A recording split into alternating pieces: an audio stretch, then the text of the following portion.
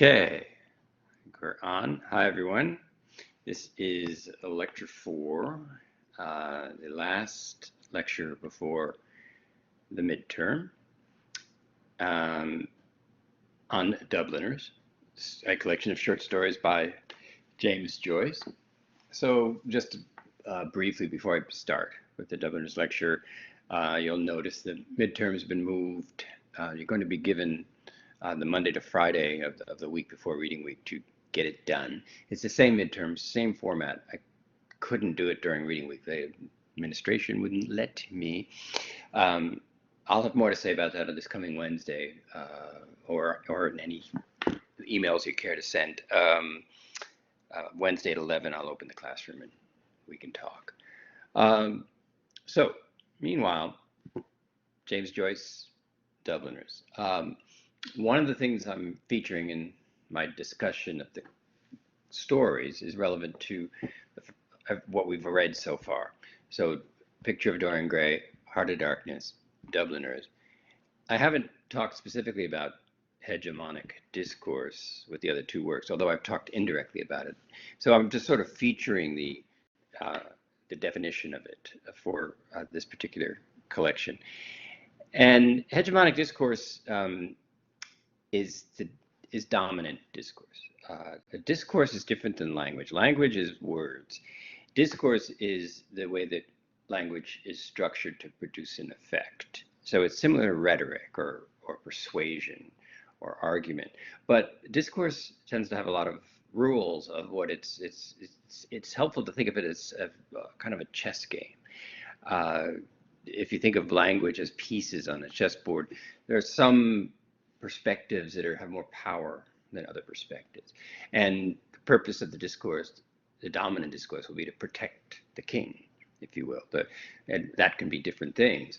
But in terms of what we've been talking about in this class, and Heart of Darkness is a good example, when Marlowe talks about the idea behind it, and the Pepsi myths are all part of the dominant discourse, myths of perfection, efficiency, progress, satisfaction, innovation, or Pepsi for short. And you've all been doing a good job finding ads to illustrate the way that the dominant discourse in those advertisements, and we need to, we know the dominant discourse, whether we know it or not, but that's why those ads make sense to you. Although when you dwell on them a little, you can start to see some odd inconsistencies. But in general, you guys would find the myth of perfection in the cosmetic ads, and it keeps converting, as we've roughly said, and we'll get into this with the story Araby, dynamics that formerly belonged to an age of faith and to a sacred domain, to a great chain of being,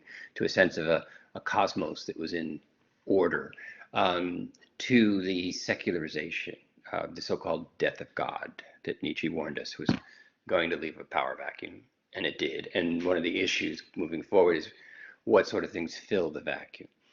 And we've talked about fascism, we've talked about consumerism, capitalism, and these various isms can function as transcendent powers.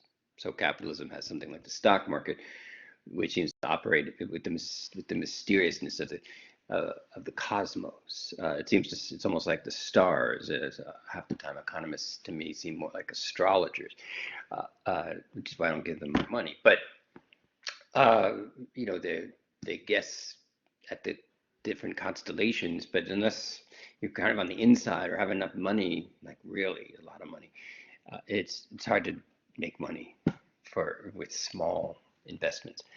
But in any event, in our current time, as we move from the age of faith to the age of science / economics, the so-called stock market is somehow the Bible of secular capitalism, in the sense that it's looked to as somehow being, although mysterious, like a transcendent God, that it somehow has indicators of whether things are going badly or whether things are going well. So elections can be lost or won according to how the stock market's doing. Often when 75% of the voters, possibly more, don't own any stocks, it's just accepted that stock market high, everything's good. Stock market low, everything's bad. I think COVID, as I mentioned in a previous lecture, has it's a little like I think Warren Buffett, the legendary investor, said, when the tide goes out, you figure out who's wearing shorts and who isn't. This kind of comical vision that if the tide goes out of the financial market, then people who have just been hanging on, the smoke and mirrors, the people who are more in debt than not, will get exposed. They'll go bankrupt. There won't be enough liquidity, literally and figuratively, to hide. And in a different sense, COVID has brought the tide out, not so much financial markets, but it really has questioned a kind of fundamental, unassumed belief of market capitalism, and that is that it's the people at the top, the executives, the people who make the big decisions, that we're beholden to them for the kind of healthy market we need in order to have jobs, and it just hasn't proven to be the case. In fact, the unsung, somewhat sung, but still unsung heroes of COVID, frontline health workers, legitimately we've at least acknowledged them. But the people working at Sobeys and Loblaws and Home Depot and giving haircuts, their wages are modest, very modest, but they're in the front line. They're actually out there. The truckers who bring in the food to put on the shelves, to the grocery store. These are all people who make very, very ordinary salaries, and they're in the front line against this pandemic. And they're showing up to work, and they have work ethic, and their importance is undeniable. I talked about instrumental rationality before, where there's a tendency where the logic of everything is evaluated in terms of how much profit it can generate. So if I write a book, for instance, the first question I'll get at a cocktail party is how many copies has it sold, how much money have you made? And if it's a book on James Joyce, which I've written a couple, the answer is not much. And there's a kind of confusion. Why would you write a book and not millions of dollars and sell the movie rights? I mean, I'm willing to sell the movie rights. Nobody's offered. But there's other value, I would argue, in writing a book on Joyce, on teaching Joyce, Dubliners, as I'll get to. But not in, and this is another way the hegemonic discourse works. Instrumental rationality is one description of a certain kind of hegemonic discourse. If it's an unassumed, unquestioned rule that things are worth as much as they can generate profit, then writing a book that only sells copies to libraries, which is primarily what happens with my books and maybe some classrooms, teachers, other Joyce scholars, but very low numbers relative to bestsellers, that's for sure, then it's not worth much. It almost seems like a failure. Like, why would you spend all your time and writing a book like that? But that's how hegemonic discourse works. It sets up the chessboard. It decides that the pawn is worth so much and that the queen is worth so much more. And every society at different historical points, they can kind of rewrite who's the queen, who's the pawn. Chess itself is based on monarchy. Obviously, the queen is very powerful, can move all over the board. The king can't move much, but the whole game resides on keeping the king safe. But that monarchy can serve as a metaphor for a democracy too. It's who are the pawns now? We often talk about so and so is just a pawn. So they're being put forward and they're bearing all the risk, and they're not going to see any benefit. There is an odd rule in chess that if a pawn makes it entirely across the board, you're able to exchange it for any piece, typically the queen. So there's a strange transition, and that reminds you that these chess pieces aren't intrinsically worth anything. They're all pieces of wood. But once you have rules and once you have a board, and hegemonic discourse also decides who's on the board. Are you even on the chessboard? As we like to say these days, are you at the table or were you in the room? If we look at the Hamilton song, and do you have a place at the table, and so on. And remember the manager in Heart of Darkness who, had a circular table made, and he said where he was everything, and the rest were nowhere.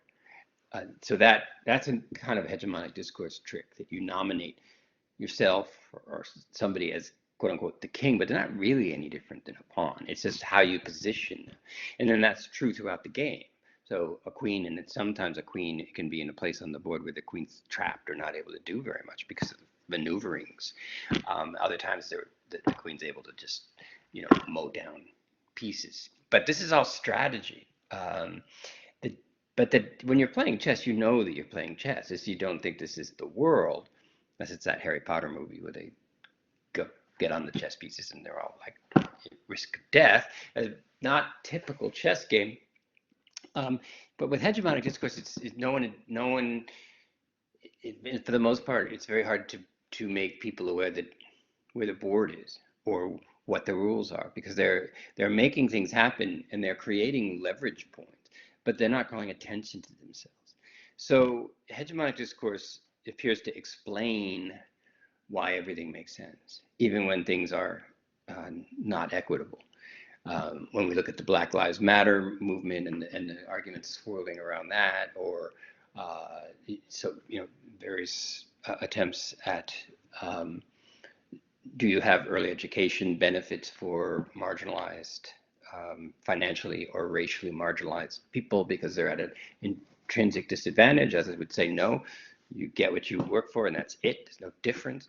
But we saw the ads about soap and the difference between black and white, that there's quite a difference. And from the beginnings of imperialism, which takes us into capitalism, the hegemonic discourse has been heavily freighted with the need to explain obvious inequities as being somehow natural. So the other thing that a hegemonic discourse does is it naturalizes or appears to naturalize something that's in fact the result of construction. In other words, well, that's just the way things are. Why are there poor people? Well, they're just poor people. And you can take it farther and say, well, I guess they haven't worked very hard, or no, they work hard, but they just don't have the same opportunities. You can have these arguments on the entire band of the political spectrum. But the hegemonic discourse is there. In a funny way, it's a secular equivalent of law. It mimics divine law. It kind of tries to act like this is the way things were decreed. In the beginning there was the word, and God said, "Let there be light," and there was light, and then there was water and land, and then there were animals. And the book of Genesis is an example of a kind of hegemonic discourse. This is how the world and God and us, how we all came about. We don't have those dominant, Genesis myths of origination anymore. We're in an era of individualism where everybody's unique. So we all have to generate our own story. We have to generate our own origin. We're no longer seen as a continuation of something that began with Adam and Eve. And some of you have pointed out the stresses of that you can see in advertisements for commodities, that are constantly trying to offer us an origin myth or an advantage on the chessboard. So better foundation, cosmetic foundation, cover your blemishes, cover your pores. I don't know why they call it foundation. You put it on your face. Isn't your face the foundation? I don't know, because I don't buy cosmetics really. But it's a funny use of the term. Like, yeah, your face is what? That's the vacant lot, and then the foundation is like the first part of the condo or something. Anyway, a good example is Marlowe notes that the chained up natives are called criminals, which it's like, why bother? It's stupid. Nobody's going to believe that. But it's actually important, because you have to label them something where what you're doing to them can then be said to make sense. And if they were in fact criminals in the way we ordinarily think of that term, and notice nobody says what their crime was, it's understood that if somebody's done crimes against the community, you have a right to stop them, up to and including fining them or jailing them. We're going through this with masks right now, for instance. And if you find someone for not wearing a mask, in ordinary circumstances, if there was no COVID, that would look crazy. Like, don't wear a mask. You don't want to wear it. It's not Halloween year round. But right now, it's, at least in Canada, it's being seen that there's a greater common good, and even if you don't like masks, that's not good enough right now. When when COVID recedes to a certain point, maybe there'll be a point where don't wear them, they're optional or they're not necessary. But we're clearly not at that point. So that's hegemonic discourse. And the reason I bring this up is that specific to what James Joyce, who went on to become recognized as one of the greatest writers of the 20th century, but at the time that he was writing Dubliners, and with this first story that we're looking at, the sisters, he was literally an unknown. Dubliners would take 10 years to publish. Believe it or not, it was seen as partly scandalous and partly libelous, perhaps. And it was so from 1904 to 1914. The relatively young Joyce, who was not pretty much your guy's age when he wrote the first draft of the Sisters in 1904, and he wrote The Dead in about 1906-7, but still didn't get the collection out until 1914, by which he had also finished his first novel, A Portrait of the Artist as a Young Man, which would then come out sooner. And then his reputation took off. But he's writing out of a vacuum when he writes the Sisters. He's known as this very clever, witty guy around town by these sort of lower middle class Dubliners, the citizens of Dublin, Ireland. Everyone can tell he's smart. He gets good grades when he feels like it. He's one of the wittiest. So there's a kind of a sense that, yeah, this guy's got something. What was startling is that Joyce seemed fairly confident from a pretty early age that he had more than something, that he could at the very least be the great writer of his country, Ireland, if not Europe, if not the world. And he felt this way with zero evidence. A lot of geniuses have this insane confidence when there's no evidence, and it's something that allows them to pursue when everyone else thinks, like David Lynch, the great director, was trying to do Eraserhead for 5 years, and seemed determined that it was really something, and no one else knew who he was or why he was spending so much time on this crazy film. So in one of his letters to Grant Richards, James Joyce wrote to Grant Richards, who was supposed to be publishing Dubliners, and was saying, we can't, the printer says he won't print it. And then Joyce is like, why does the printer get to decide? And Joyce didn't write a lot about his writing. He just did his writing. But he was forced early in the career, that's why these letters are so valuable, to try and explain to a reluctant publisher what it is he was trying to do, that this is random, that he wasn't just trying to shock, that he thought long and hard about these stories and why he wrote them the way he did. And you have to appreciate that in 1904, certainly in Ireland and in most other countries, literature was not talking about it with this kind of detail and in such a contemporary sense. Alcoholic fathers, fathers who abuse their children, these in various forms, or all the other specific details of Dubliners, that the granularity, the nitty gritty of the everyday, and pretty much the good, the bad, and the ugly, and mostly the bad and the ugly, where Dublin was a tough place to be as Irish Catholic, since Ireland itself had been a colony of England for 500 years. So it's a colony, and it's not like the Congo, but it's in the same domain. You have an imperial country, England, that's controlling the resources of Ireland. It is suppressing the Irish-born, sending over a lot of British to live often on very wealthy estates, which are then worked by fairly poverty-stricken Irish farmers. There are a lot of rules that were in place to hold Irish Catholics back, not being allowed to own land in some cases. And land was the biggest thing at first, because that, unlike today, where you're wealthy because you have a .com, back then you were wealthy because you owned an acre. And land was wealth, and the king would dole out land as reward to various dukes who would help him defend his kingdom. But the land had to be worked by serfs and peasants, and so the mark of that is still clear. There's a lot of poverty in Dubliners. Now, for the most part, these are not the poorest people in Dublin. That's, I would roughly say, lower middle class. But they're very unhappy in so many ways. And at the time that Joyce was writing this, if you asked in general, if you asked the Irish people, why is there so much alcoholism? The answer, and it wasn't entirely untrue, is, well, it's the British. I mean, they've oppressed us forever, and and that wasn't untrue. But what Joyce did, which was very unpopular with his own countrymen, I don't know that the British cared one way or the other, is in a way, he said, yeah, I get it. Yeah, sure, British imperialism. But you guys don't seem to understand how much you participate in your own oppression.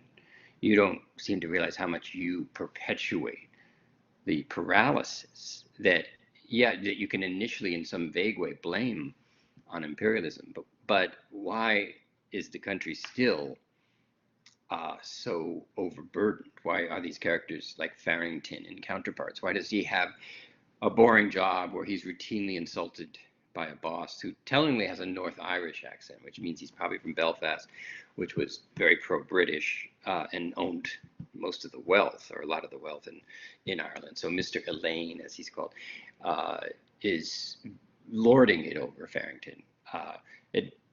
And granted, Farrington, in a way, is his own worst enemy, and that's going to become a common theme. He sneaks, he hates his job, he hates his boss for reasons. He sneaks out to get a drink during their work day. He fantasizes all day long about getting out of the office so he can go have a drink, go drink for the night. He doesn't have very much money. He's borrowed from everybody. How is he? He's in this constant gerbil wheel of futility. And his one tiny moment is when Mr. Elaine says to him, do you think I'm an utter fool?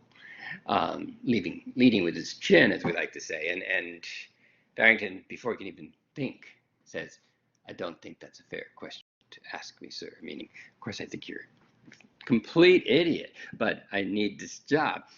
And what you watch through the course of that story is that this moment, which if you read the description of when Farrington actually says to his boss, I don't think that's a fair question, Farrington seems almost as surprised as everybody else in the room that it got said. It was out of his mouth before he even knew.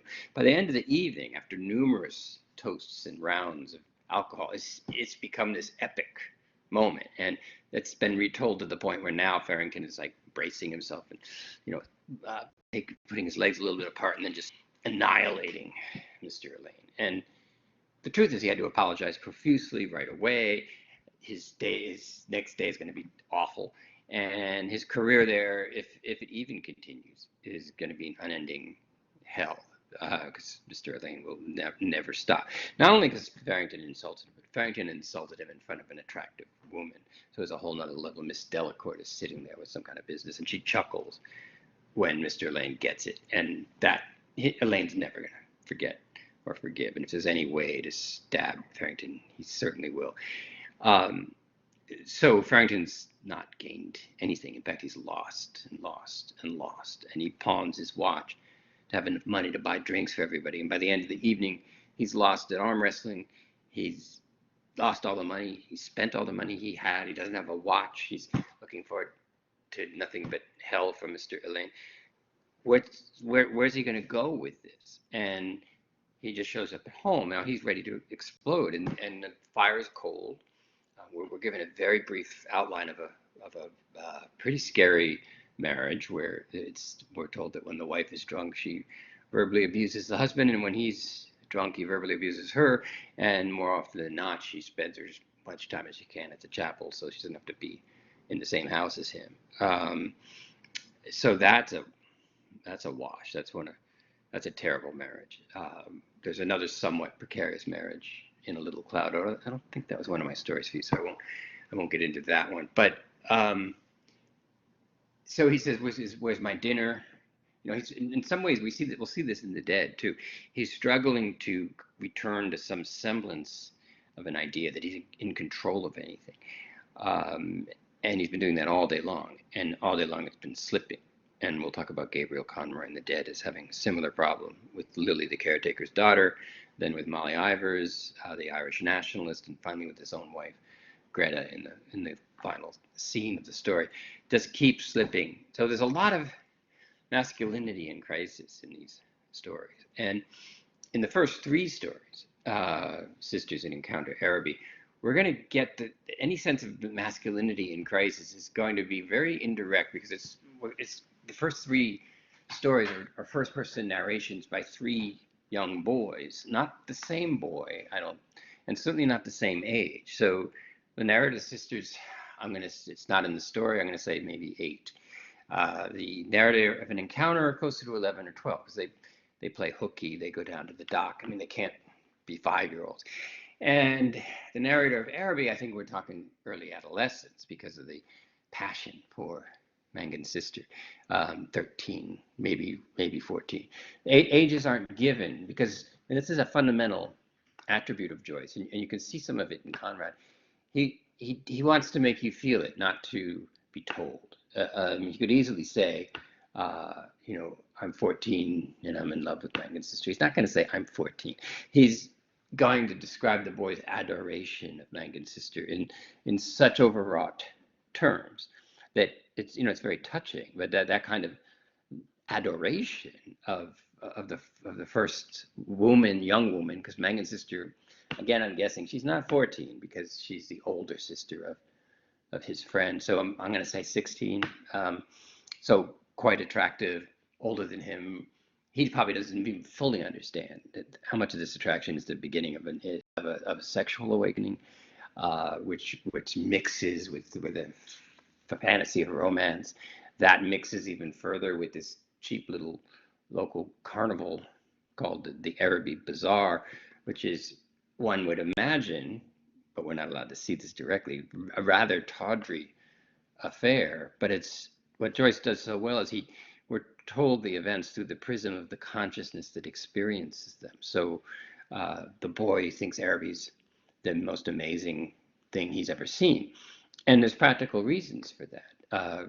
There was barely electricity in Dublin in 1904, and certainly didn't burn all night long. So when he says the magic of the bright lights of Araby at 10 o'clock at night, or nearly 10, part of the astonishment is electric lights. I mean, this is the beginning of what we don't even think about anymore, and that is a town just lit up, at midnight, and you can walk the sidewalks and there's lights everywhere.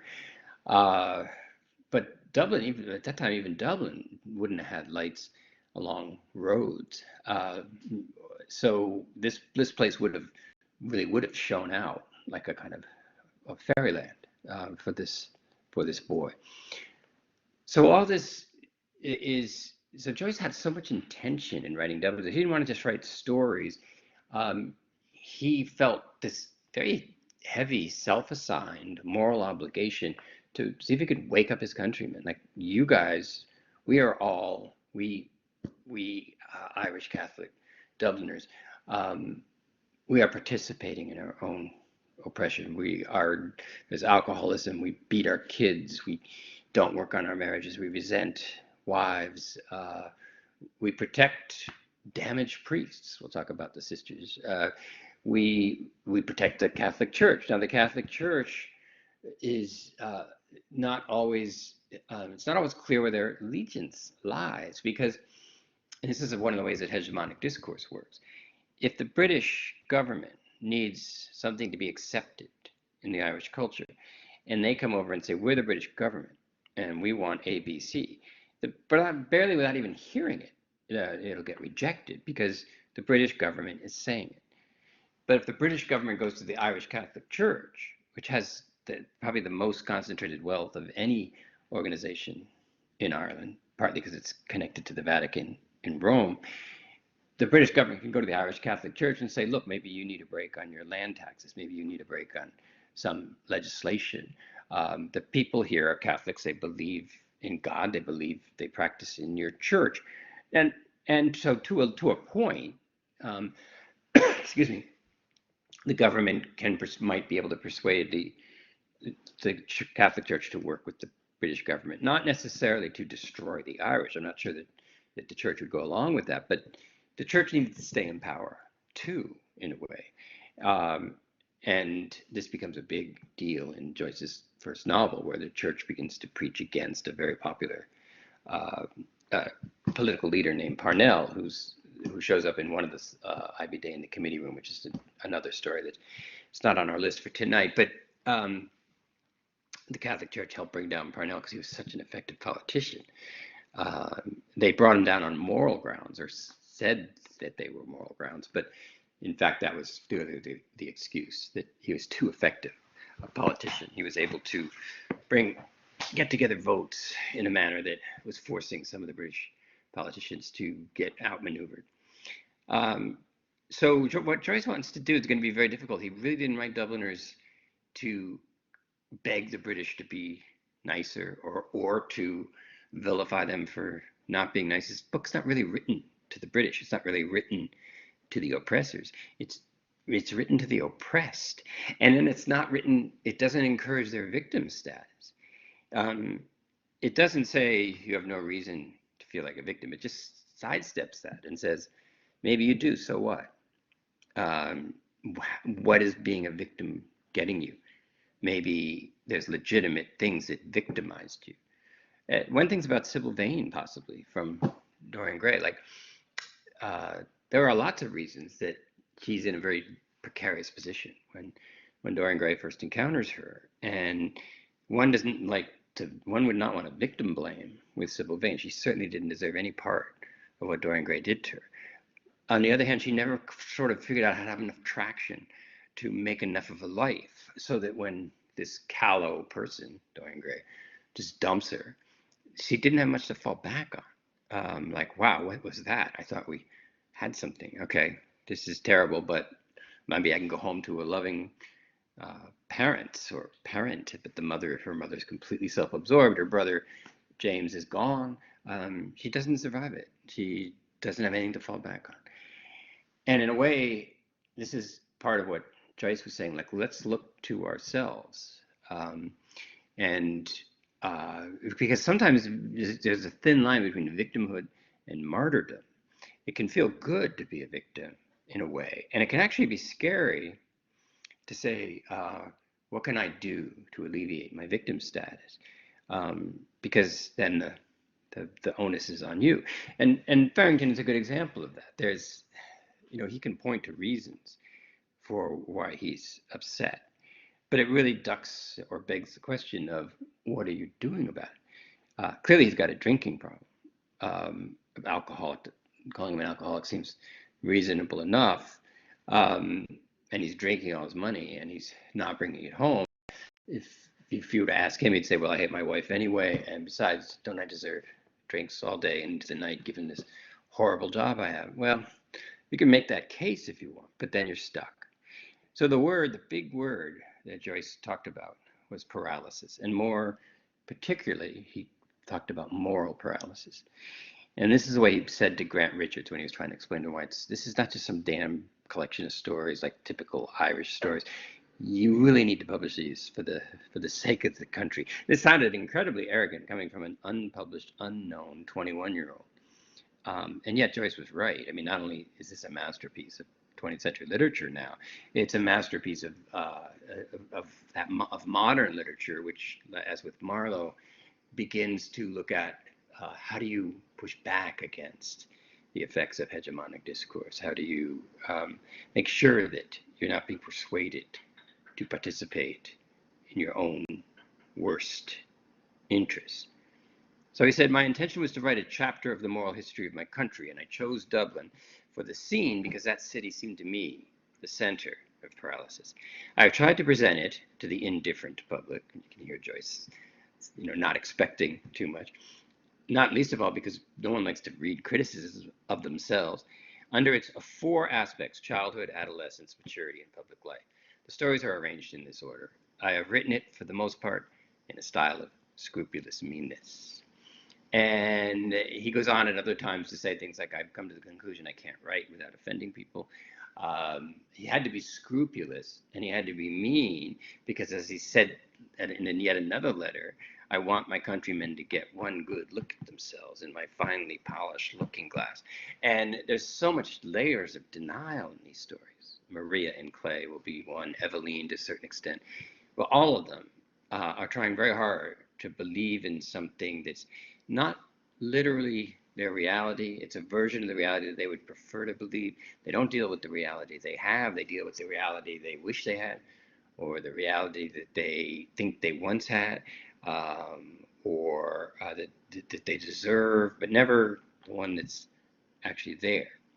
Um, so when we look at the sisters, um, which is the very first story, now the rough draft of the sisters was written because some somewhat better known uh, local writer knew Joyce needed money and said, look, there's this agricultural newspaper called the Irish Homestead. They'll pay £1 for what they call our weekly story, and it's not very long, and just write something, colloquial and something about a farm, maybe some nice encounter.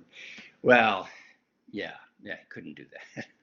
uh, he managed to publish the sisters in the Irish Homestead, and and Eveline, and eventually they got so many letters of protest, which I don't think the agricultural newspaper was used to getting in the first place, that they told Joyce we can't accept any more stories. But by then he'd somehow stumbled into his own self-assigned vocation, which is I need to write these stories that nobody wants to read. Not a great beginning to, because they're the reality. And to do this at all, I'm going to have to really be real about it. Like I can't just hint. So scrupulous means in incredible detail.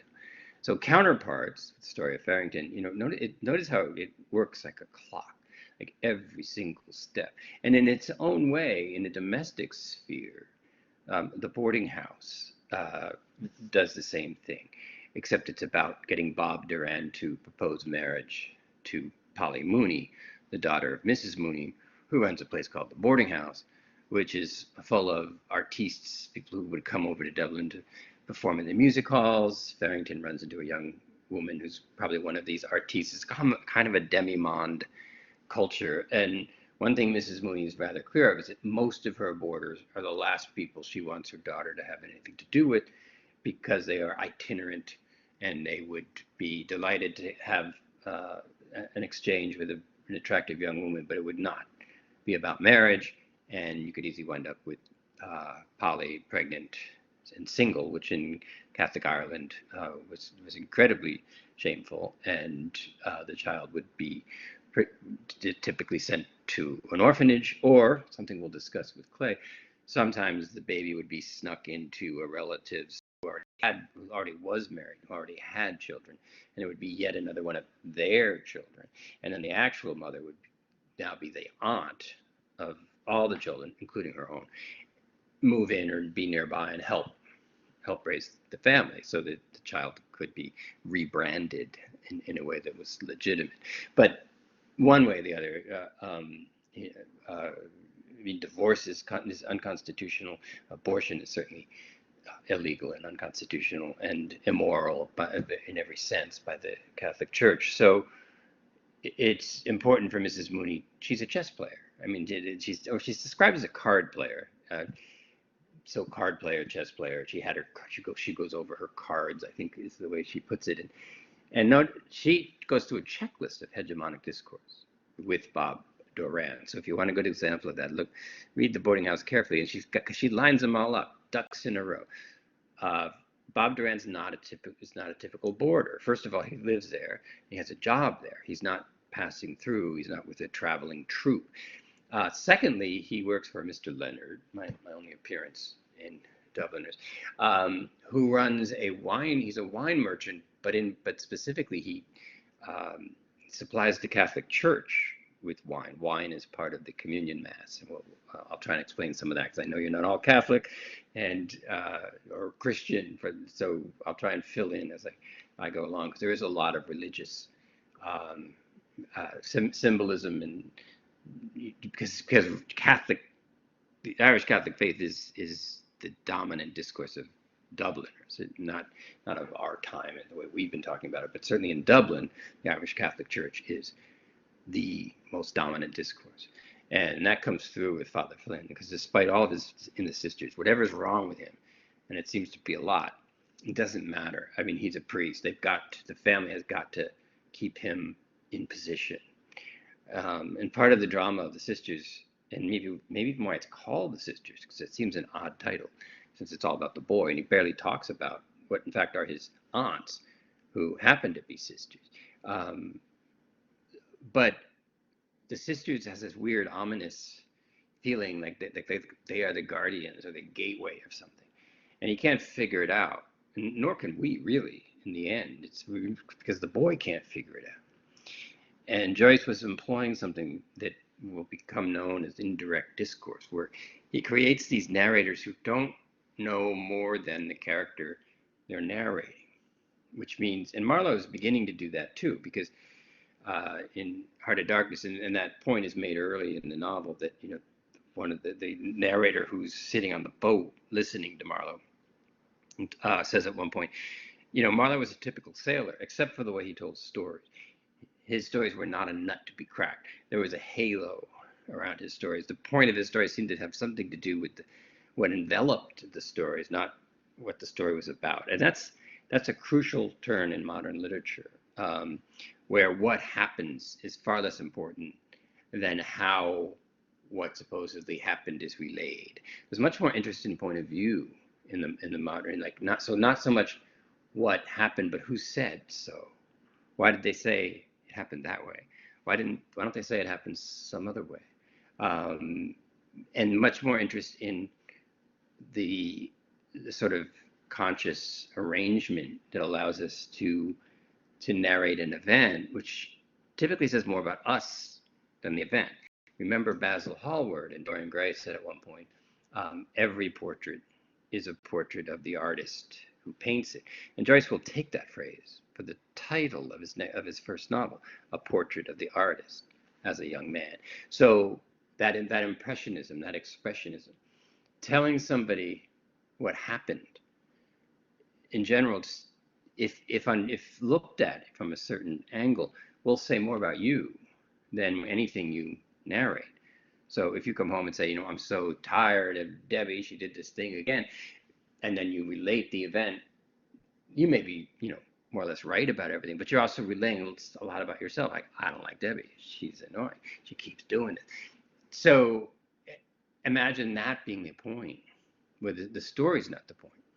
The way the story is told is the point, because that's where you'll get into the extent to which we have been in a kind of matrix, like the movie Matrix, embedded in the hegemonic discourse that we don't fully understand. And so we become paralyzed, feel like we have no choices. We in a way, we don't, because we can't see them. But Joyce will often build in a little bit of ironic distance where we're wondering, is like with Eveline, how trapped is she? She seems pretty trapped. Should she go with Frank? Maybe. Her alcoholic father is beating her, and it's getting worse. And it's no reason to imagine it'll get any better. She watched her young mom, who must have been in her 40s, die mad, having been worn out by this dad who's now getting worse. Does she want to become her mother? In an example of the sort of thing Joyce would say is participating in one's own oppression, the mother has made Eveline promise to keep the family together as long as she can. It's kind of a terrible promise to ask of Eveline, because first of all, what does that even mean? I mean, the mother's going to die. She knows that. That's why she's bringing it up. The brothers have more options, and they're in fact gone when we're reading the story. They send money when they can, but they're not there. They're not. He beat them all the time, the father, but they're not there to be beaten anymore. And lately, he's been saying what he wouldn't do to her except for the memory of her mother and so on. How long before he takes a strike at her when he gets in that Farrington victim mode of I gotta hit somebody, and I gotta hit something. So shouldn't she go with Frank? Well, on the face of it, yeah. So why not doesn't she? And as with why does Bob Durand propose to Polly? Every major discourse gets brought to bear to Paralysis. So with Bob Durand, there's a religious issue that his Mr. Leonard, who supplies wine to the Catholic Church, is not going to employ someone who's part of a scandal. So if Polly's pregnant and Bob Durand refuses to marry her, he's going to lose his job. It's impossible to know whether Polly's pregnant or not.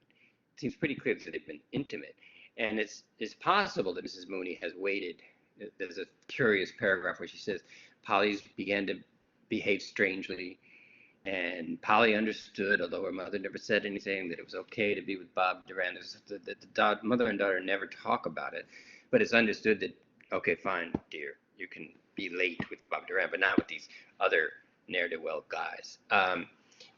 Somehow Polly communicates to her mom, it's time to pull the string. And it could be because she's either pregnant or they've been fully intimate in premarital sex. And so then she knows, well, okay, religious discourse is on my side. And we know she's right, because when we get in Bob Durand's perspective, he goes to confession and he tells the priest what he's done. And the priest says there's only one thing to do. There's only one way, one form of reparation in cases like this, quote unquote. And again, we don't know what in cases like this means. It could mean, it means at a minimum, well, I was sexual with Polly, in which case you have to marry her. And it could mean also, and she's pregnant. So there's a religious discourse. There's the family discourse that the brother, who's a pretty tough guy, would beat him up for finding out about it. And there's the financial pressure that Mr. Leonard will fire him. So Mrs. Mooney's very adept, and it's hard to fault her because we see how hard it is for a single woman in Dublin, especially when we get to things like Maria in Clay. So as you go through these stories, you can almost check off, like, where's the religious discourse coming down in this story? Where's family obligation coming down? Where's nationalism, what it means to be Irish, coming to bear? Where is financial pressure coming down? And so structurally, Joyce kind of designs these stories. There's always something missing. There's always something lacking, like the boy fails to buy anything. The Joe can't find the corkscrew at the end of Clay, and he's crying too hard, and he asks, that's his wife, where is the corkscrew? And if you look at the opening paragraph of The Sisters, there are 3 words there that actually continue to be relevant in story after story. There was no hope for him this time, the story begins. All these stories, I also notice, they begin in the middle of things. No hope for who? Why? It was the third stroke. For whom? Night after, and he doesn't say. Because see, the boy it's almost like the boy's talking to himself, and we're overhearing this story. He's kind of saying it out loud in a sense, but we're expected to fill in the gaps. Like, who? I mean, because we're not in Dublin. It's not 1904. We don't know that Father Flynn has had 2 strokes, and this was the third, and now he's on his deathbed. Anyway, night after night, I had passed the house. It was vacation time, and studied the lighted square window. And night after night, I had found it lighted in the same way, faintly and evenly. So repetition is important. Why is he saying night after night, and then he says it again night after night? And it's vacation time, which implies that I can go by there a lot because I'm not in school. But why? I mean, why is he like stalking this priest's window? And again, we never get a clear answer to that, but we do. There's no question that the boy wants to know for himself whether Flynn dies and when. Right? He's gonna die, for reasons that aren't obvious ever in the story. He doesn't want to be told. And in fact, that's what happens. For some reason, he misses it. So he happens to come into the room, and I think it's his uncle who says, you'll be sorry to hear you've lost a friend. And, he's pretty upset, and he particularly doesn't like old Cotter, who seems to be staring hard at him. And a weird sense of unstated paranoia, if that's the right word, because maybe the boy has reasons to feel afraid or even put at risk. Because now that Flynn has died, that everyone seems to be talking about him slightly differently than when he was slowly dying. Old Cotter says, I wouldn't let a boy of mine have too much to do. He won't finish his sentences. And he says, I'll tell you my theory. And then he doesn't. And the boy's sitting there stuffing oatmeal or stirabout into his mouth, saying, I puzzled myself to finish his unfinished sentences. And that's a theme of Dubliners. That's what you, the reader, are going to have to do. Struggle to finish these unfinished stories, which are in fact finished, and they're left. The feeling that of a reader that you will have that it's unfinished is deliberate on Joyce's part. He drops you in the middle of this. There was no hope for him. And he leaves you in the middle of it. And then they went to find him for a call one night, and he was in a confessional, laughing softly to himself, and then they knew something was wrong. Dot, dot, dot. That's the end of the story. We don't even go back into a final thought on the consciousness of the boy. But the boy is of an age where he's really sensing the paralytic confines of a dominant discourse that is starting to constrict him like a python, and he knows intuitively that it has to do with words. I'm not sure what language has ever been described this so ominously. I said softly to myself the word paralysis. It had always sounded strangely in my ears, like the word gnomon in the Euclid. That would have been his little geometry math book. And the word simony in the Catechism, which would be his childless guide to basic Catholic liturgy. But now it sounded to me like some maleficent and sinful being. It filled me with fear, and yet I longed to be nearer to it and to look upon its deadly work. What a strange sentence. I mean, it makes language sound like an assassin. And he senses that language can kill, and he wants to know secret. So he's afraid of it. He's particularly afraid of being a victim of it, and is worried that is that happening. And he's trying to resist that.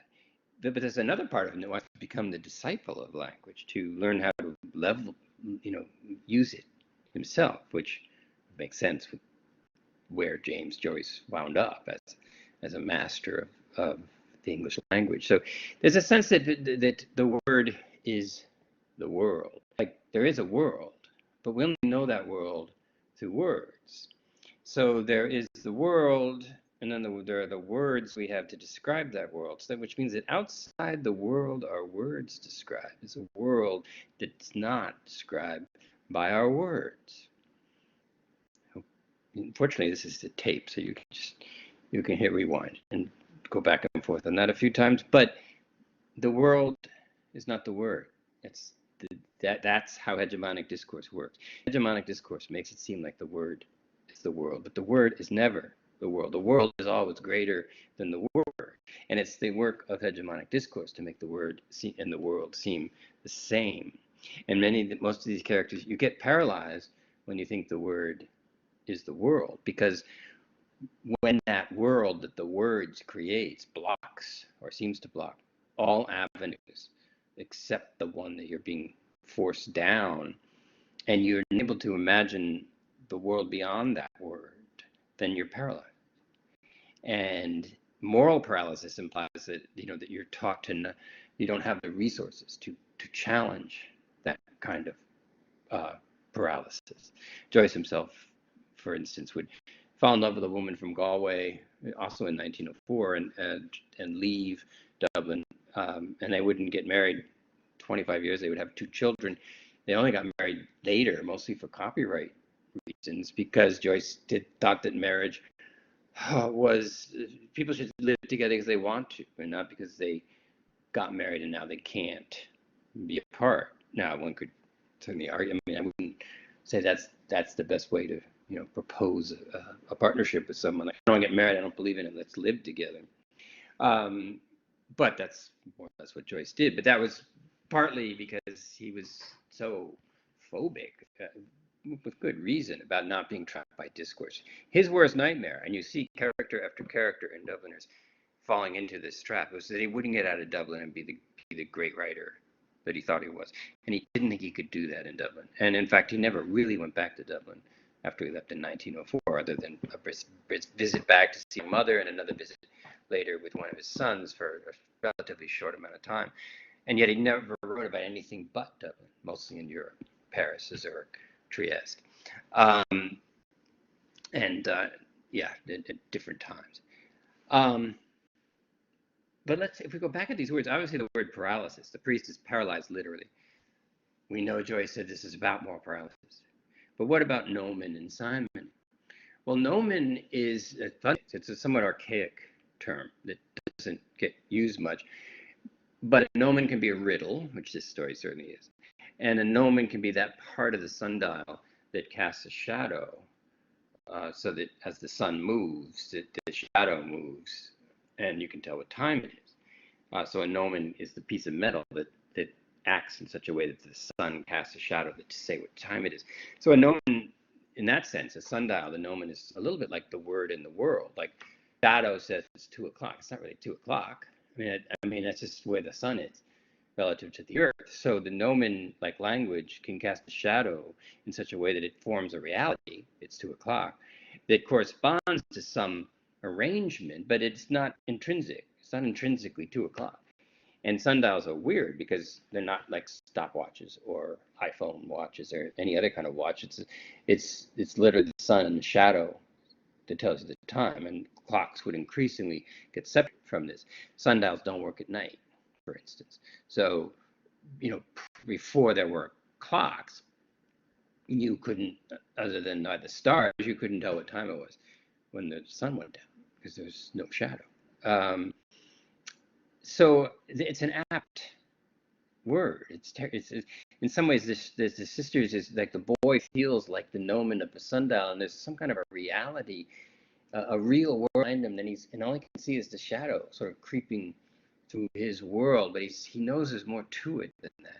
And the parents seem to know something about what this is. So a Nomen is also, he mentions that it was in the Euclid, which would have been his geometry book. And a Nomen is a geometric shape where you have a parallelogram with a corner of the parallelogram missing a piece.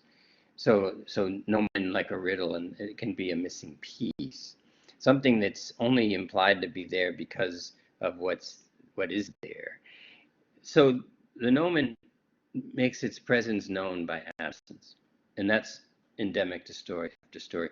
Somehow in these stories you get the feeling that what's not there is what's most important. Certainly in the case of Old Cotter, what he doesn't say is much more important than what he does.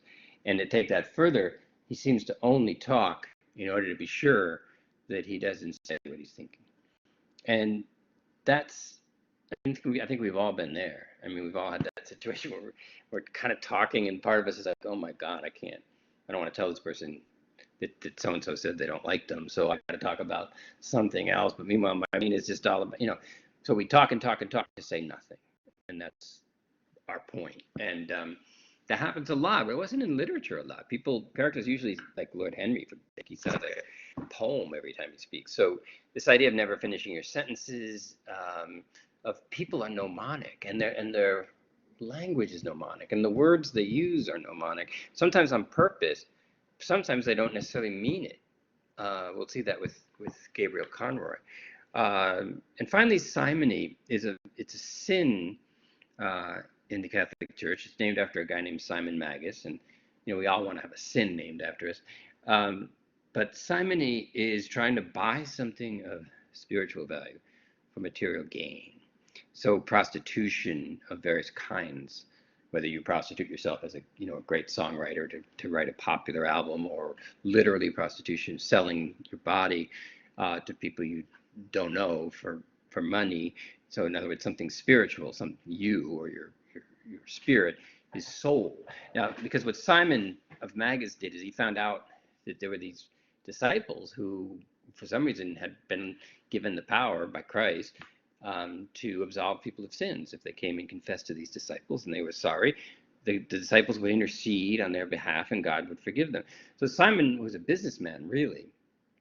Thought, well, this is cool. I want to buy the rights. It's like Google. Let's just buy this app that forgives people their sins. So he tended to do that, and it didn't go well, and he was refused. And so sometimes I feel a little sorry for Simon because he just didn't get it. I mean, he's kind of vilified a bit in the Bible. It's how dare you think you can buy the sacred rights of Christ to forgive people? And yeah, I get that. But it's also because he just was a businessman. And if you approach religion as a businessman, you don't mean to, but you don't respect any of its spiritual base because you're not participating. So we never find out what's wrong with Father Flynn. What we kind of find out is it's important to the sisters that no scandal break out. How bad is the scandal? It may not be all that bad, but it seems at a minimum Father Flynn may have entered the priesthood with less than a felt vocation, for instance. Because being a priest, especially if you're from old Irish town, just mentioned in the story, and that's a kind of not a very nice part of Dublin at that time. So his being a priest helped lifted his family out of poverty. Now, there's nothing wrong with that, but it's hard to know how much was vocation and how much was I'm incredibly smart and smart enough to be a good priest. And he was actually sent to Rome to study, which is only done with the most promising priests in the Irish Catholic society. He may not have even known the difference between I've got to find a way to use my intelligence to better my family, because in the colonial economy of Ireland, lots of really smart people are really poor. They don't get ahead for all the reasons we've already talked about. But the priesthood was that one area, not least of all because the Catholic Church and the British government had certain alliances where if you were really good and you worked at it, you could really change the fortunes of your family. So it would not do. I mean, he may have felt trapped in his own way. Like maybe it was even impossible to know how much he became a priest because he was drawn to the faith, and how much he came to it because it was a way to get out of old Irish town. But there is an interesting symbol toward the end of the story where at one point one of the sisters says, oh, it was that chalice he dropped. But they said it was all right. There was nothing in it. Now, the chalice is the silver goblet that would be used in a Catholic Mass. The night before Christ was crucified, because he'd been sent to earth to die for mankind's sins, so that mankind could be forgiven by God, he has something called the Last Supper with his disciples. And in this supper, he takes wine and he takes bread. And at one point, he puts the wine in the chalice and says, "This is my blood. Drink this and remember me." And then he takes some of the bread and passes it around and says, eat of this bread. This is my body. Remember me. And that's communion. It becomes known as that moment where Christ changes the bread and wine into his body and blood. It's called transubstantiation, but it's this spiritual moment because Christ was a God who came as a man, the Son of God. So he was both a man and a God somehow. And that's commemorated in this Last Supper. He was crucified and he did die. And just as he said, on the third day he rose again. And this is what we now call Easter. And that was one of his many miracles. And Joyce is always looking for the secular equivalent of moments like that. And sometimes that moment of transubstantiation, this isn't the only definition of it, but the word becomes known as the Epiphany. Now, an epiphany, Epiphany, it goes all the way back to Greek tragedy, actually, but it's the moment in Greek tragedy, it's the moment when a god manifests on the stage.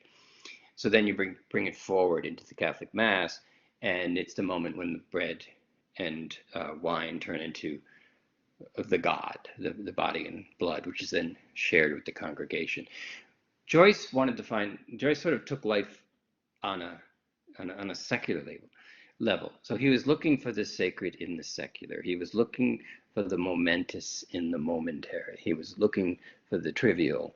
He was looking for the profound in the trivial. So the Epiphany can be a virtually unnoticed moment that comes and goes, but for just a flash, the full divinity of your existence might manifest. Not necessarily, strictly Catholic, where there's a God. So at the end of Araby, which is probably the most recognized possible epiphany, the boy goes to buy something for Mangan's sister, but he doesn't have enough money. His uncle gets home too late. His uncle's been drinking. So there's a great line in there about, I heard the coattail rocking. I could interpret these signs. So these children are awfully attuned to the vagaries of alcoholic dads. We don't know what had happened to the poor boy. In Counterparts, he didn't figure it out fast enough and he got a beating. You get the feeling the boy of Araby has avoided beatings before because he can tell by the sound of the coat rack how drunk his uncle is and how likely a beating would be. And on this night of all nights, he's in a bit of a pickle because he's dying to go to this bazaar. His uncle said he could go, but then got impatient when he tried to remind him. Now he's forgotten. Now it's late. And to give you an idea of how afraid the boy is of the uncle's temper, he still won't even ask until his father has finished his dinner, which becomes interesting. And you might think, gee, did he have to do that? Well, yeah, look at Counterparts. The kid takes a beating because the dinner's not ready. So somehow his uncle gives him a little bit of money and sings a totally pointless song about an Arab's farewell to his steed, because the word Araby reminds him of it. The aunt's obviously furious with the uncle, which is why she demands that he give the money to the boy so he can go. And the boy heads off. And really, in this story, relative to commodity culture, which we've been talking about, the Araby Bazaar is a proto department store. It's the first time that goods are being brought indoors and being lit. I mean, now you go to a Nike Emporium and you'd think an Air Jordan was the holy chalice of Christ. I mean, you have a single beam of light coming down from a directional, so that the shoe glows, and you're in the presence of something sacred. And some of you have already used these ads. The shoe will make you divine. It'll restore you to something like having a soul. That's sort of what the boy thinks, but Joyce, of course, at the same time is saying, he's already pointing out the illusion of commodity culture, that the incredible excitement the boy feels that he gets to go shopping. And notice Joyce even juxtaposes it with the market during the daytime, which can't even happen at night because there's no electric lights, where everybody's jostling each other.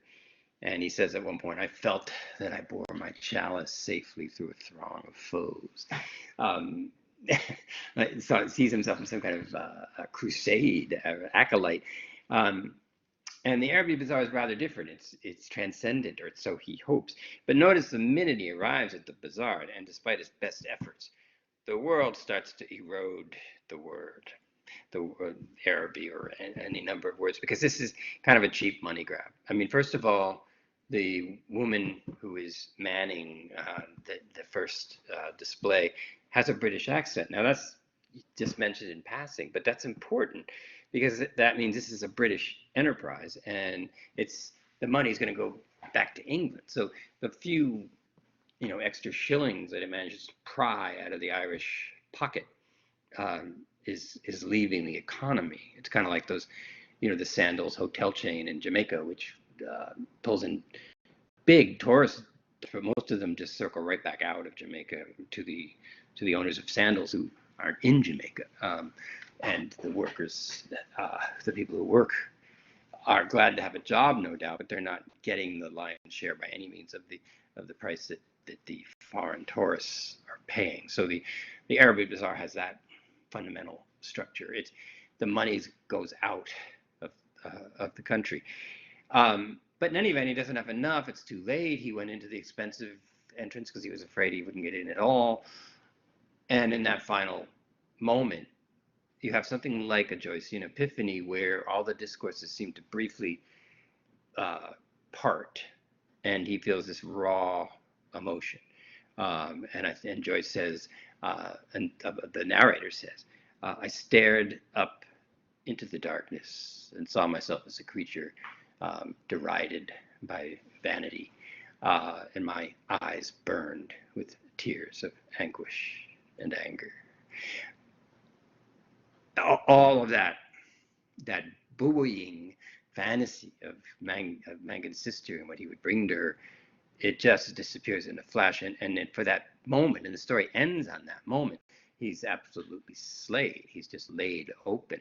Now, this is one of the things about the Epiphany that when it's very hard to tell is, what do you do with your Epiphany? Epiphanies hurt, because by definition, they introduce a world beyond your word that is not accounted for by your word. So you're not expecting it. You don't know how to accommodate it. It's going to flatten you. finding out that their partner it has somebody else, for instance, you're going to wonder who the heck you've been in a relationship with. It's going to flatten you. Or Sybil Vane, who literally kills her, and I don't recommend that. Be prepared. Understand that there's always a world beyond your words, and sometimes it's going to break through, and it's not going to be fun.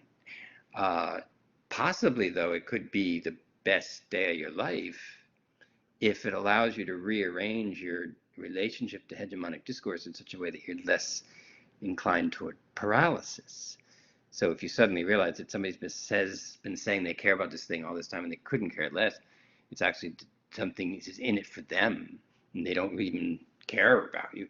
That's terrible, but it gives you some freedom. Like if you don't like doing this thing either, well then skip it, because this person who acted like you were in some kind of important relationship is using you. There's no way that's going to feel good, but it might spare you worse. So that's the dilemma of the Epiphany. What's your tolerance for being able to stick with an Epiphany long enough to figure out what parts, how much of the world are your words not accounting for, and can you rearrange your words to better understand the wider world of which you're a part in any event. In an encounter we get a school setting. Notice that the teacher is called Father Butler, which means he's kind of a butler of the Roman Empire. And notice that he confiscates the Apache chief and says, "Is this the rubbish that you read instead of your Roman history?" Well, Roman history is an imperial history, and it's an imperial history that England modeled itself after. So these children are literally being taught their own oppression. Like, you are not Romans. The British are Romans. You're the slaves. And so, of course, they'd rather read the Apache chief, which would, I assume, is a story, of another oppressed race, Native Americans, who have a rebellious chief who's like, to hell with this. So the boys want to be rebellious. They want to have an adventure. And then they meet this bizarre, broken down man who seems an incarnation of Father Flynn in another iteration, in that he talks in a circular, strange, paralyzed way. And at first he's like, "Do you have a girlfriend? You should have a girlfriend. It's great to have a girlfriend." Then he goes off behind a rock and does something suspicious. I'll let you imagine, fairly straightforward self-manipulation of a kind. And Mahoney says, "Oh my God, look at that queer old josser." And the narrator's like, "No, I'm not going to look. You can't make me look." And then when the man comes back after whatever that is, his odd interlude behind the rock, all of a sudden he's completely switched around. Like, if I ever found out a boy had a girlfriend, I'd whip him, and I'd whip him, and I'd whip him. And suddenly whip, whip, whip, whip is just interlaced through this circular discourse. So you see a man long broken by paralyzing discourse, who seems to both feel a sexual urge and then want to both punish and be punished forever for having had that urge. So it's whatever happened to this guy. Relatively normal urges have been returned to him, in such confusing, distorting, disturbing ways. He's like a broken a wind-up toy now.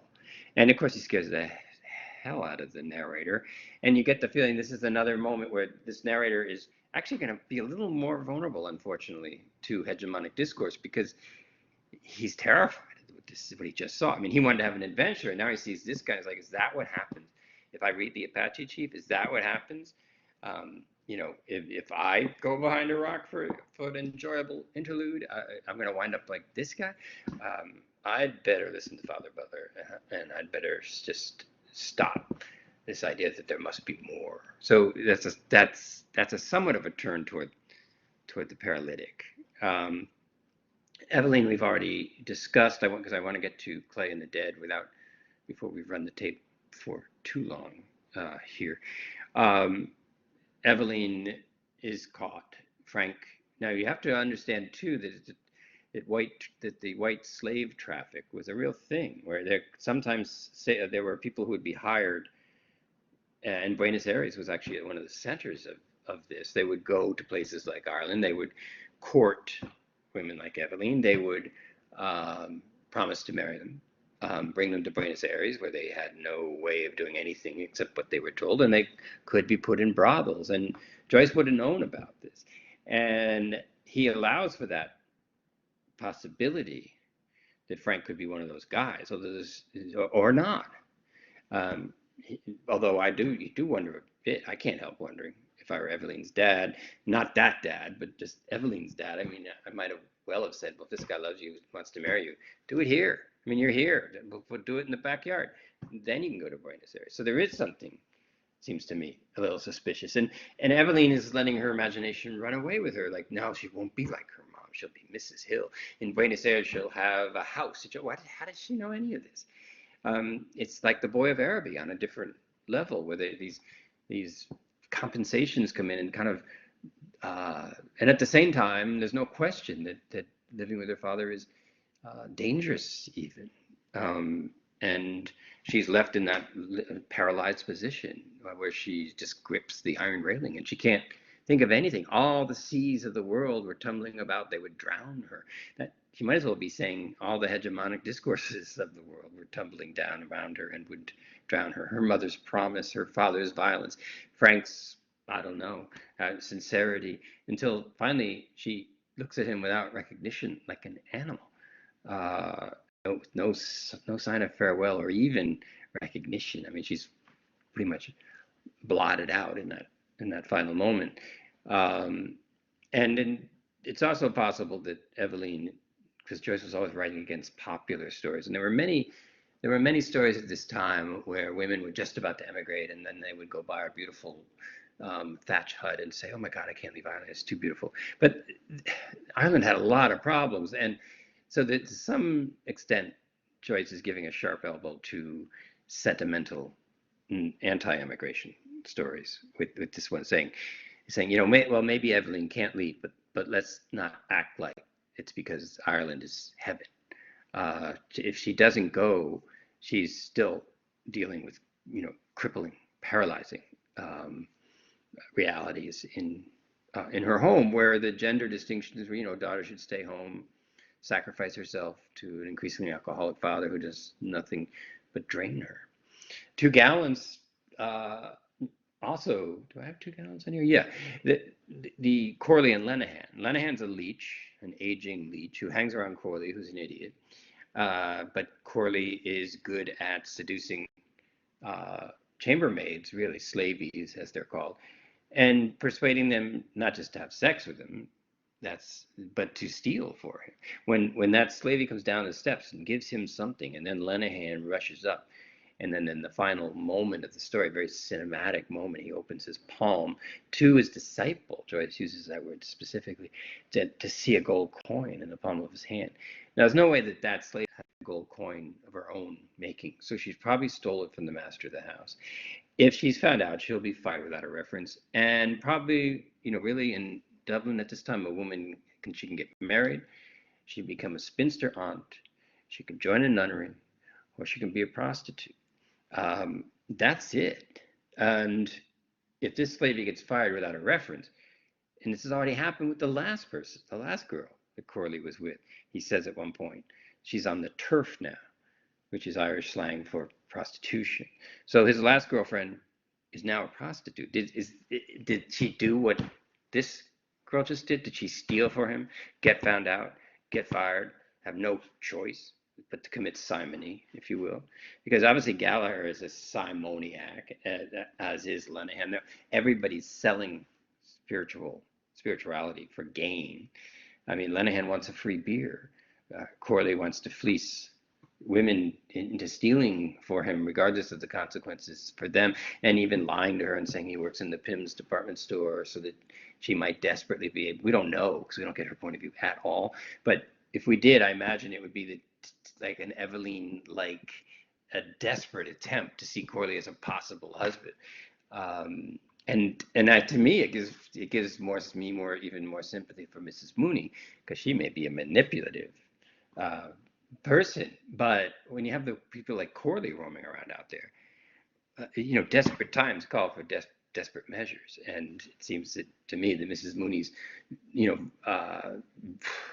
almost vicious hog tying of Bob Duran, it makes sense in the wider context. It's not just her, just doing this because she can do that. She doesn't want her daughter to be a prostitute. I mean, there's a lot a parent would do to avoid something like that.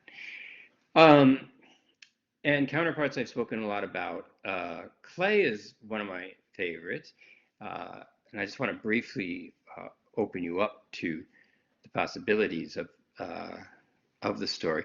It's one of the most obvious, if that's the best word, examples of indirect discourse, in the sense that where the narrator seems restricted to the point of view of Maria. So it begins, the matron had given her leave to go out as soon as the women's tea was over, and Maria looked forward to her evening out. The kitchen was spick and span.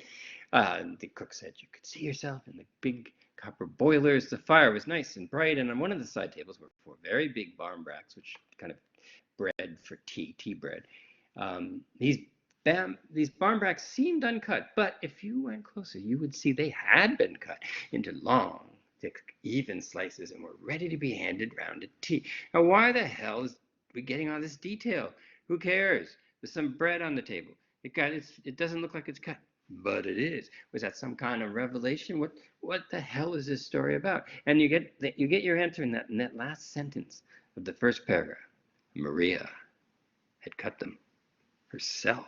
And then we suddenly realize that, well, the narrator gives us these details like he's setting up the story for us. But in fact, these are the only things Maria notices, because Maria is constantly looking for some acknowledgement from the world around her that she has any worth at all. Because in fact, she's pretty forgotten. She lives in this place called the Dublin by Lamplight Laundry, which is odd, and we'll talk more about that. She seems to hardly ever go out. When she does go out, she has to get permission from the matron. So what kind of laundry is this? I mean, obviously these women live there and they do laundry, and it's not a prison, but but they also don't get to come and go as they wish. So we'll have to say more about that in a moment, because we don't get an explanation for any of this, because this is not what Maria thinks about. But at the very least, Maria seems to have this stunted life. She's maybe 60. She's clearly not married. Somehow in her own mind, she seems to still almost kind of imagine herself as marriageable. When she goes to buy the plum cake, for instance, the server rather tartly and unkindly says, "Is it wedding cake you're looking for?" And this, the question that this begs, and this comes up in the story a lot, is this a sort of generic unkind comment because she's an older woman? It seems awfully specific. Do people know something about Maria that we don't, and that, well, Maria does but doesn't want to know? She didn't get married. Did she ever have a child? Well, I don't know. But then there's that curious line where Joe, and that's the house she's going to, Joe and Alfie, she helped raise them, we're told. And at one point, Joe, she likes to recall, who knows when he said this, but she recalls it over and over again. Mama is mama, but Maria is my proper mother. Now, what if, and I can't prove it by the story, but what if she is? The Dublin by Lamplight Laundry was a chain run by Protestants, and the Catholics had their own version called the Magdalene Laundries. And Magdalene was a prostitute in the Bible, one that aided Christ. In other words, Dublin by Lamplight is actually a reformatory for fallen women, for prostitutes primarily, typically too old to ply their trade, or unmarried women who got pregnant. Now, remember I mentioned that one thing to do with the pregnancy at this time is if you had a sister who already had children and who was already married, you could go away, have the baby, bring it back, add it to the legitimate kids, and then become the aunt. Is that what Maria was? Was Maria Joe's aunt? And now I know what to do with it, because Joe got married, And even though Maria says that Joe's wife is really, really nice, if everyone in town knows that Maria had an illegitimate child, um, Joe's wife's not going to want her to live in the house. That's how bad scandal can be. And whether or not that's true, one thing that seems true is that Maria's stunted at this idea that she might still somehow be marriageable. And nobody seems to like it very much. She's surprised when the young men don't stand up and offer her a seat on the tram, almost as if, and if you were to film this one, I could imagine that showing she's seeing herself as a young woman who just came on the tram. Wouldn't you be happy to give your seat? But then you could see this old lady that the young men wouldn't even glance at. And the only one who does notice her is this colonel-looking gentleman who comes and sits down next to her and says, "What's in the bag? Is it something nice for the kids to eat?" And then somehow, when she gets to Joe's house, the plum cake's missing. Did this guy steal it? I think quite possibly. I can't prove it. I can't prove much in these stories. But he did ask what was in it. And then as she's leaving and pretending that, kind of convincing herself that they'd been flirting, he said, it's nice to see how a man can still be a gentleman even when he has a sip taken, which is another Irish colloquialism for drunk. So if we rewound the tape on that, did some old drunk guy come in, see a bag of possible food, sit down, verify that it was in fact food, and then manage to pilfer it when Maria got all confused and left the tram? Quite possible, because throughout this story, there are two tracks running. There's a kind of reality that there's a world beyond Maria's word, but we're stuck at Maria's word. So we only get these intrusions from the world in ways that that Maria goes out of her way to not understand. And the last instance of this is the saucer game, where three saucers are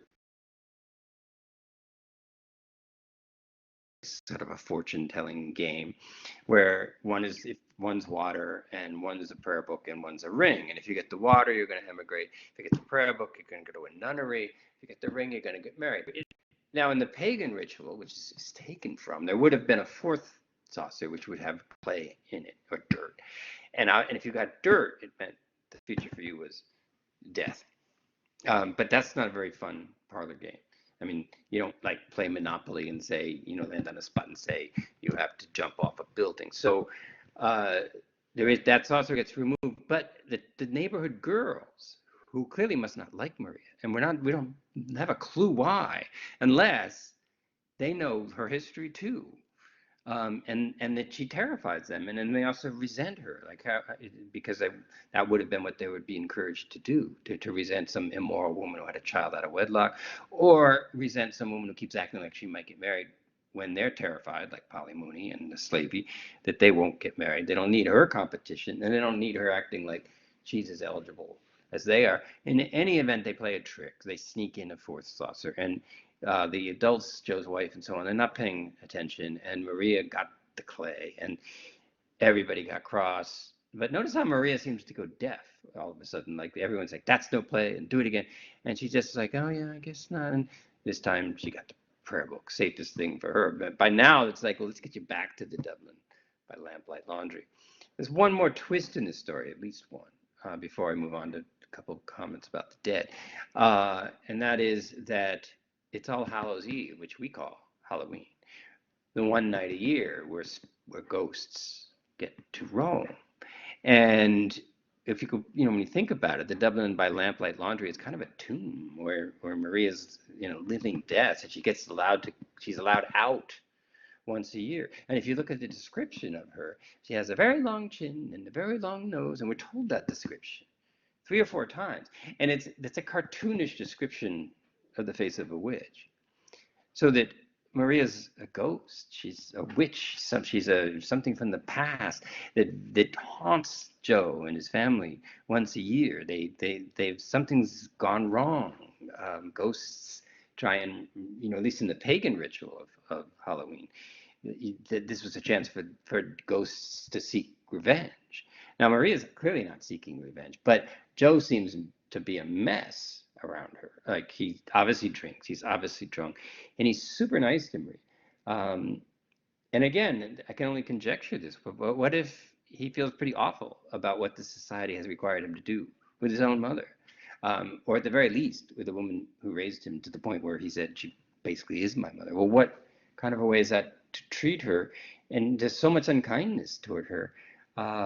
It does, this would be another example of Joyce's description of Dublin as the center of paralysis, where the people are doing the work of paralysis. They don't need the British government. They treat themselves so badly. They sort of pile on Maria for whatever her mistake or her immorality was. Uh, and so in the very end, she sings a song. She sings the first verse twice. It's only a 2-verse song. Why didn't she sing the second verse? Well, you'd have to know this song, and it was popular at the time, kind of like a Beatles tune. The second verse is about getting married. So it's yet another nomen. It's a piece left out. And this is another story where everything that matters is not in the story. And everything in the story is trying to keep out what matters. So I'm going to not get into a painful case in particular detail, which means I won't be taking a quote from it for the midterm. You'll be able to make some of the same points yourself. I want to go to the dead and offer you a kind of blueprint. Gabriel, arguably, and I'm going to argue in favor of this for the most part because it's one of the few clear examples we have. Gabriel's going to have an epiphany of sorts in the latter part of this story, and it's comparable, for instance, to that of the boy in Araby, and not unlike Araby, the story is going to pretty much end at the point where the epiphany bursts in upon him. So typical of Joyce, we're not going to have the next day or the next week or the next year to see whether this had an effect on Gabriel or not. Like most, Maria refuses all her epiphanies.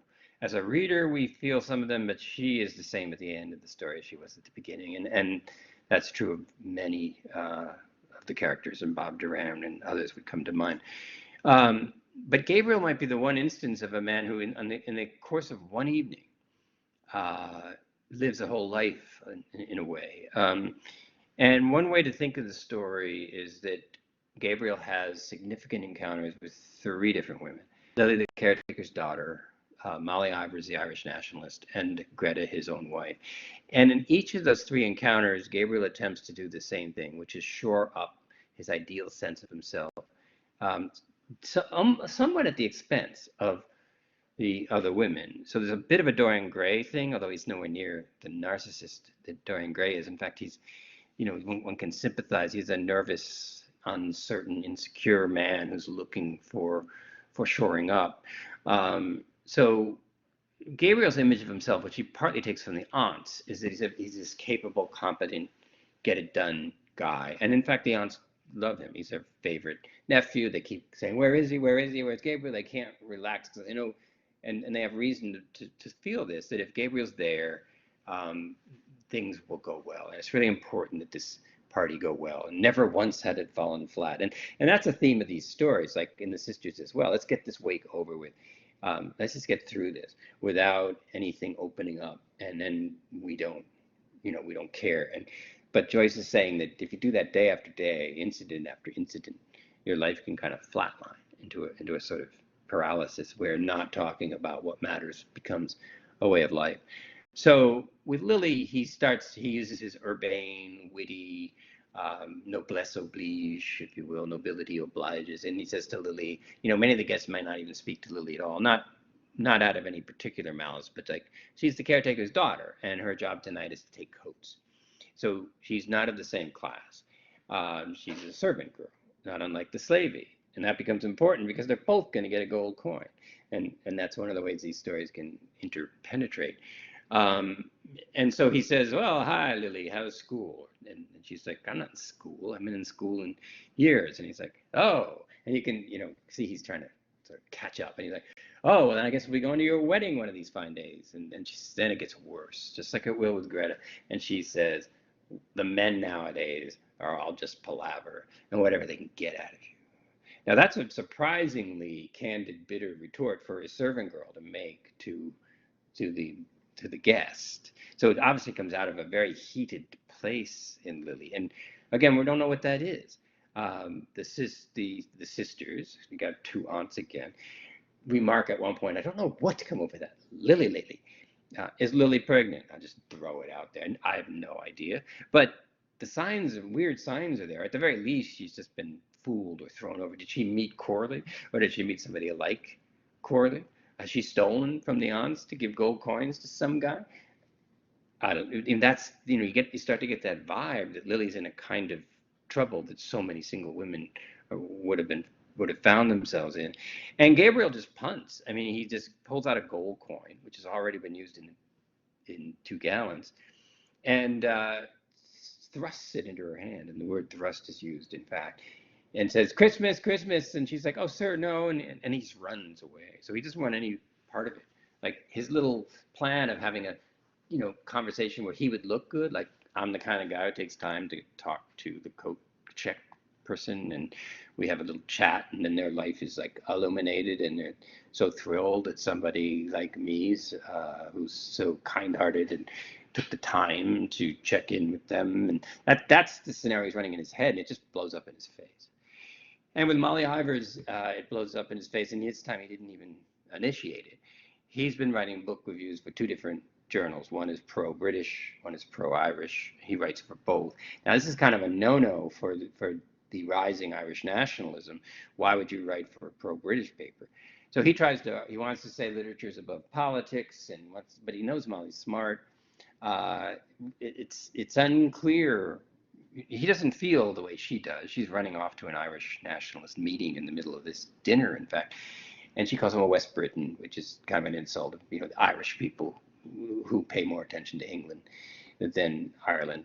And he says, "I'm going on vacation." She says, "Well, go to Galway, you can catch up on your language." He goes, "It's not my language." This would be Gaelic, the Irish language, which is all but extinct in Dublin, but not so much in Galway or the Aran Islands, where Greta, in fact, is from.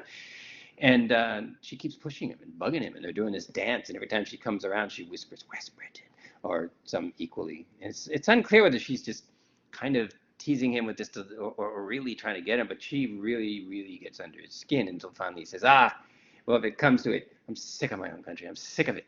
And he gets heated, and for just a moment, he's just exposed yet again as someone who is seeking very sort of validations that don't leave him much room to be centered, to know who he is, to know what he cares about. I'm not sure it's so awful he writes for these two journals. I'm not even sure Molly Ivors thinks it's so awful. It's just something she can use to give him a nudge, because this sort of thing was going on. Like, we can't be pro-British if we want to have an independent Ireland. So by the time the end of the evening rolls around, the need for Gabriel to be validated is tremendous. And so he saw his wife earlier at the top of the stairs, listening to Bartell D'Arcy, the opera singer, sing a song. And he wouldn't sing for the company because he had a cold. But somehow Greta persuaded him to sing a song. And she persuaded him to sing The Lass of Aughrim, which is actually about a woman who gets pregnant by the lord of the manor and brings her baby out to the front and sings to him to come out and acknowledge that the child is hers, and he won't, and she stays out in the rain, and she catches cold, and she dies. And there's a lot of verses, and there are different versions of it, but it's a sad song of a single woman who's seduced and abandoned with the child. So could go back to Clay, could go back to Polly Mooney, or Lily, even though it's a folk song. It seems to, well, the reason it relates to Greta is that when she was a young woman in Galway, and she's never told her husband this, there was a young man, and they were dating and in love, and she was to be sent to the nunnery for a retreat, not necessarily to become a nun, but and part of it seemed to be done to cool this relationship, and it devastated the boy. His name was Michael Fury, and he came to her window the night that she was to go to the rectory, and sings her this song, The Lass of Aughrim, which, so it's funny, he's not a woman, he doesn't have a baby, he's out in the rain, probably had tuberculosis, many people in Galway did, but in any event, he died shortly after, and she feels that, she begged him to go home, because I guess he had weak lungs, and he'd probably been sick before, and he wouldn't, he's like, "I love you, I'm singing this song," and it killed him on some level. So she's never told her husband this. which is kind of astonishing. And they've had children together, Gabriel and Greta. They've been together uh, for some time, and he takes care of her. He makes her wear galoshes. He makes her eat oatmeal. He takes care of her, but this is where the Epiphany splits him in half, in a way, is that he is so shocked that when he sets up this seduction scenario, they're going to go up to the room. He goes through this in his head. The light would be coming from the window. She would be unbuttoning his dress. And he would say, Greta. That's it. That's all he's got. I don't know about you guys, but that's not a lot of game. He's going to say her name, and then she's going to say, oh, yes, you've had a hard night, my dear, and you need to have some unbridled sex. In fact, she's tired. And he's like, damn, I can't do this. What's the matter with this? Why doesn't she get it? Didn't I said her name? And then at one point, so then he can't think of what else to say. Another example of talking to not say what you mean. So he's like, and Freddie Malins, he's the drunk that had to navigate through the party. I gave him £1 and he paid it back. And she says, you're a generous person, Gabriel. And she comes up and kisses him on the side of the cheek. And then Gabriel, in a kind of self-delusion, every bit as deep as the boy of Araby or Maria, thinks that, oh, that kiss was the start of a passionate encounter. And he's like, I wonder why I thought she wasn't thinking this way. Gabriel, trembling with delight at her sudden kiss, put his hands on her hair and began smoothing it, scarcely touching it. The washing had made it fine. Perhaps she had felt the impetuous desire that was in him, and then a yielding mood had come upon her. Now that she'd fallen to him so easily, it's like, are you in the same room I am, Gabriel? He wondered why he had been so diffident. He stood holding his head between his hands and slipping one arm swiftly about her body. Boy, does this guy have moves. And drawing her towards him, he said softly, Greta, dear, what are you thinking about? She did not answer, nor yield wholly to his arm, because she doesn't know what he's talking about. He said again, softly, I don't know why he thinks he's going to get so much out of saying softly. Tell me what it is, Greta. I think I know what is the matter. Do I know? She did not answer at once. And then she burst. And then she said in an outburst of tears, oh, I'm thinking about that song, alas, of Augram. She broke loose from him, ran to the bed, and throwing her arms around the bed rail, hid her face. Can you imagine a more astonished guy? Gabriel stood stock still for a moment in astonishment, and then followed her. As he passed in the way of the cheval glass, the mirror, he caught sight of himself in full length. Here's the beginning of the Epiphany. He suddenly sees what a play actor he is. His broad, well-filled shirt front, the face whose expression always puzzled him when he saw it in a mirror, and his glimmering gilt-rimmed eyeglasses. He halted a few paces from her. So he's just stunned, and then he sees an image of himself as a somewhat foolish-looking guy, and he decides he has to run this story to ground, and that's not always a good idea in these situations, because every question he asks digs in deeper. And you know what they say, if you find yourself in a hole, the first thing to do is to stop digging. But not Gabriel. It's like, who is this guy? Someone you were in love with, he said, ironically. And she just keeps answering simply, but it keeps getting worse for Gabriel. And it's like Michael Fury's invading the room like a ghost. It's another ghost story. Because Michael Fury is long dead, and he's more present, certainly in this moment, if not in Greta's whole life, than Gabriel is. So Gabriel's already outlived this guy by decades, but he hasn't, as he begins to realize, hasn't lived as much as Michael Fury lived, even though Michael Fury's been dead for years.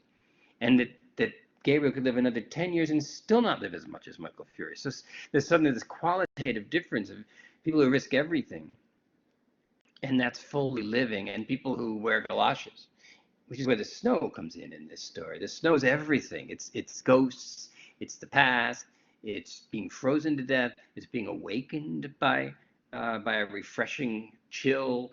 It's communal. It falls everywhere, all over Ireland. It's falling on Michael Fury's grave. It's falling on the graveyard across the street. It's falling on the roof of the Gresham Hotel on Gabriel. And the snow seems to be part of his communal epiphany.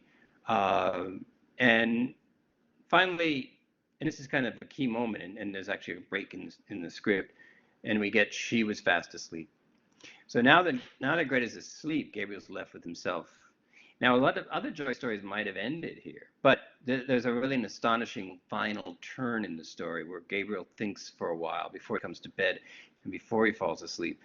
And for once, he's not performing for another woman or anyone, but especially for a woman to try and get his ideal self validated. He's left with himself in a kind of unvalidated position, which is really uncomfortable. So he had had that romance in her life. A man had died for her sake. It hardly pained him now to think how poor a part he, her husband, had played, and played is, I think, used deliberately, in her life. He watched her while she slept, as though she and he had never lived together as man and wife. What would that even mean? To have children with someone, to be married for years and feel like, I don't know, have we ever met? As T.S. Eliot said, to prepare a face to meet the faces that we meet. Does Gabriel prepare faces so much that he's never met anyone, not even his wife? His curious eyes rested long upon her face and on her hair, and as he thought of what she must have been then, in that time of his first girlish beauty, a strange, friendly pity for her entered his soul. He did not like to say even to himself that her face was no longer beautiful, but he knew that it was no longer the face for which Michael Fury had braved death. Now, the reason I find this weirdly hopeful is that Gabriel his tolerance for this epiphany is very high, whereas Maria won't sing the second verse, and she literally seems to go deaf at a key moment. Gabriel is sitting there like, I may not have been as important to her as Michael Fury, ever. I may not have registered in her emotional life in our marriage, and that may be too harsh, but on the other hand, she never told him this story, and it seems almost as if she's been warming herself in a friendly but not passionate marriage with this memory of passion from long ago. And to his credit, and maybe maybe Gabriel is a generous person, he's beginning to feel at fault a little, like, and feel a little sorry for her. Did she really have to this story of passion locked in her heart to stay warm because I'm putting on galoshes and overcoats and keeping the snow off her? I'm not living, and I'm not living with her. And then suddenly there's a few light taps upon the pane, made him turn to the window. Now remember, Michael threw pebbles to get Greta's attention. So talk about haunting. The taps of the branch are as if Michael Fury's tossing the pebbles again to bring Greta to the window so he can sing his song of love. Of course, Greta's asleep, so it's going to be Gabriel that goes to the window, and Michael Fury won't literally be there, but he looks out at the snow. It had begun to snow again. He watched sleepily the flakes, silver and dark, falling obliquely against the lamplight. The time had come for him to set out on his journey westward, which of course is in the direction of death. And on a certain level, Gabriel may be uncovering, some talked about in previous lectures, that dying is not a tragedy because it happens to all of us.